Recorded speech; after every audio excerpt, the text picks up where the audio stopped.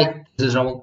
Welcome back to Informal Design. நம்ம இன்னைக்கு என்ன பார்க்க போறோம்னு கேட்டீங்கன்னா இமேஜஸ் அண்ட் இமேஜஸ் வித் எப்படி எல்லாம் யூஸ் பண்றது, அதுக்கப்புறம் இமேஜஸ்ல மாஸ்கிங், இது மூணு தான் பார்க்க போறோம். ஸோ பேசிக்ஸ் டியூட்டோரியல் எபிசோட் 4 இது ஃபிக்மாவுது. ஸோ வாங்க வீடியோக்குள்ள போகலாம்.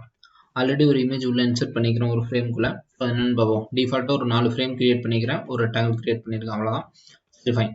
இங்கே வந்துட்டு இந்த ஒரு 4 இமேஜ் நான் வந்து அன்ஸ்பிளாஷ்லேருந்து டவுன்லோட் பண்ணி யூஸ் பண்ணிக்கிறோம்.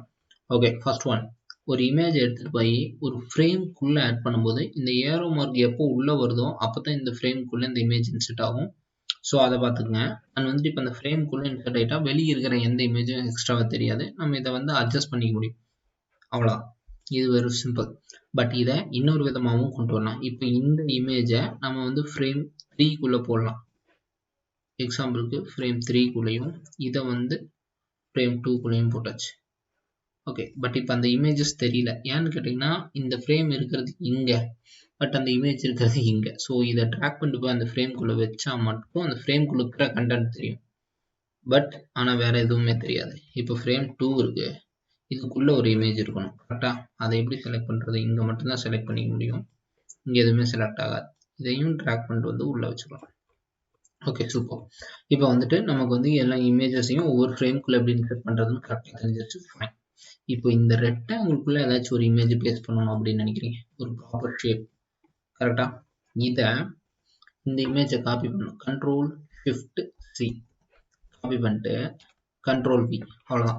இந்த ரெக்டாங்கிள்குள்ள பேஸ்ட் ஆயிருக்கும். இந்த ஷேப்புக்கு இந்த இமேஜ் ஆக்சுவலி கட் ஆயிருக்கும்னு வைங்களேன், அதுதான் நடந்திருக்கும்.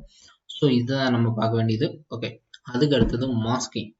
மாஸ்கிங் பண்ணணும் அப்படின்னா இப்போ நம்ம ஒரு சர்க்கிள் எடுத்துக்குவோமா, இல்லை ரெக்டாங்கிள் எடுத்துக்குவோம்.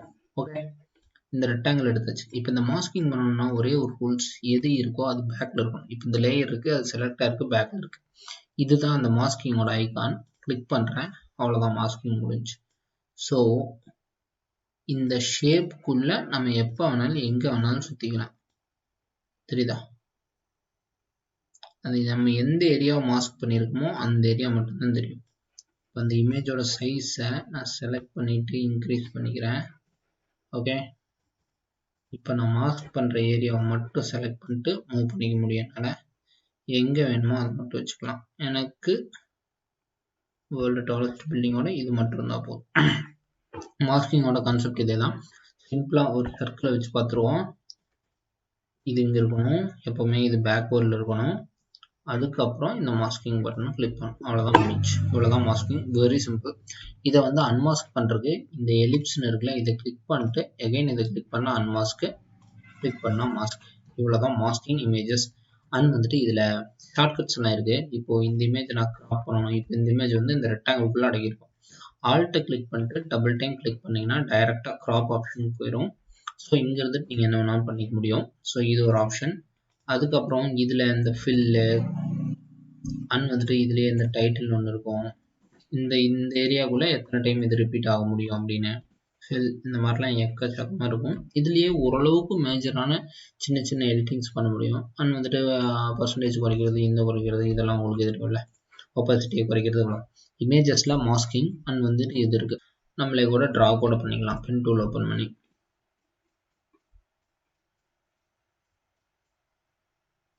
அவ்வளோதான்.